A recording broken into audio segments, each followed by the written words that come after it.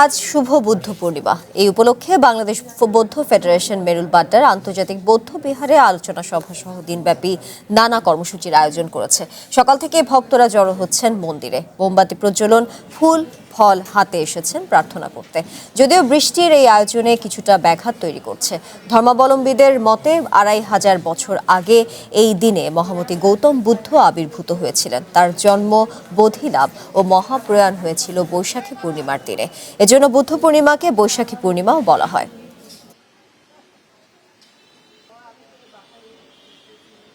সকালে উঠেই আমরা বুদ্ধের জন্য পানীয় পূজা এবং আহার পূজা এগুলো তৈরি করেছি এবং বুদ্ধের কাছে আমরা এগুলো নিবেদন করে প্রার্থনা করেছি সারা জীবন যাহাতে জগতের সকল প্রাণী সুখী হোক এই প্রার্থনাই করেছি। জগতের সকল প্রাণী সুখী হোক।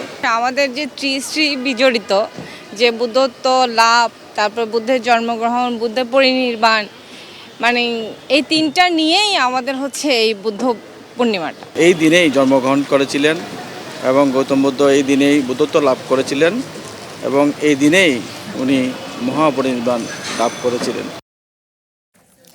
বাসাবো ধর্মরাজিক বৌদ্ধ মহাবিহারে সকাল থেকেই চলছে বুদ্ধ পূর্ণিমার আয়োজন। সেখানে আছেন সহকর্মী শাওন জুই, সরাসরি চলে যাচ্ছি তার কাছে।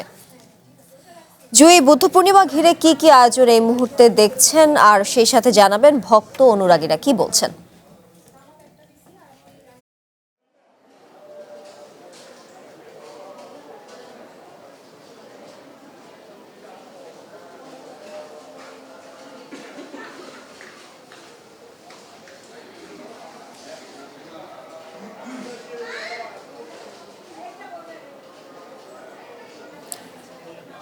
জুই, নিশ্চয়ই আপনি আমাকে শুনতে পাচ্ছেন। আপনার কাছে জানতে চাই বুদ্ধ পূর্ণিমা ঘিরে কি কি আয়োজন এই মুহূর্তে দেখছেন, আর সেই সাথে জানাবেন ভক্ত অনুরাগীরা কি বলছেন। আমরা আছি বাসাবোর একটি বৌদ্ধ মন্দিরে, বৌদ্ধ মহাবিহার মন্দিরে।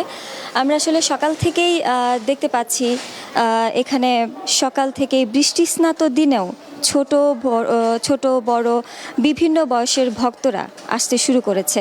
এখানে মোমবাতি প্রজ্বলন, ফুল ফল সহ ভক্তরা এসেছেন সুখ শান্তি আর বিশ্ব শান্তি কামনায়। বৈশাখ মাসের পূর্ণিমার তিথিতে আসলে বুদ্ধের শান্তি, অহিংসা, মৈত্রী ও করুণার বাণী স্মরণ করে বিশ্বজুড়ে বৌদ্ধ সম্প্রদায় এই দিনটি অত্যন্ত পবিত্রতার সাথে পালন করে। আজকের এই অনুষ্ঠানে এখানে উপস্থিত ছিলেন দক্ষিণ সিটি কর্পোরেশনের প্রশাসক।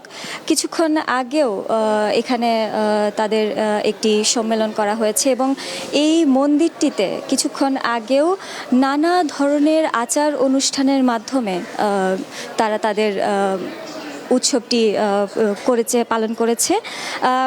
তাদের চাওয়া একটাই, বিশ্ব শান্তি এবং সম্প্রীতির মাধ্যমে তারা তাদের জীবন অতিবাহিত এবং জীবের প্রতি যে দয়া, যে ভালোবাসা, সেটি যাতে আরও বেশি প্রকট হয়। প্রায় ২৫০০ বছর আগে এই দিনে আবির্ভূত হয়েছিল মহামতি গৌতম বুদ্ধ। তার সেই শুভ জন্মদিন, তার বৌদ্ধত্ব লাভ এবং তার মৃত্যু, এই তিনটি স্মরণীয় দিনকে পালন করার জন্যই আসলে এই বৌদ্ধ পূর্ণিমার মূল আয়োজন।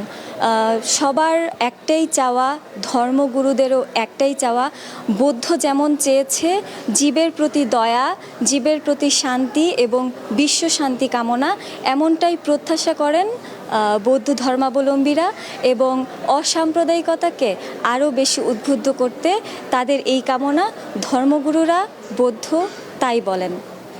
এই ছিল আমার কাছে বাসাবো বৌদ্ধ মহাবিহার বুদ্ধ মন্দির থেকে সর্বশেষ। জুই, ধন্যবাদ আপনাকে।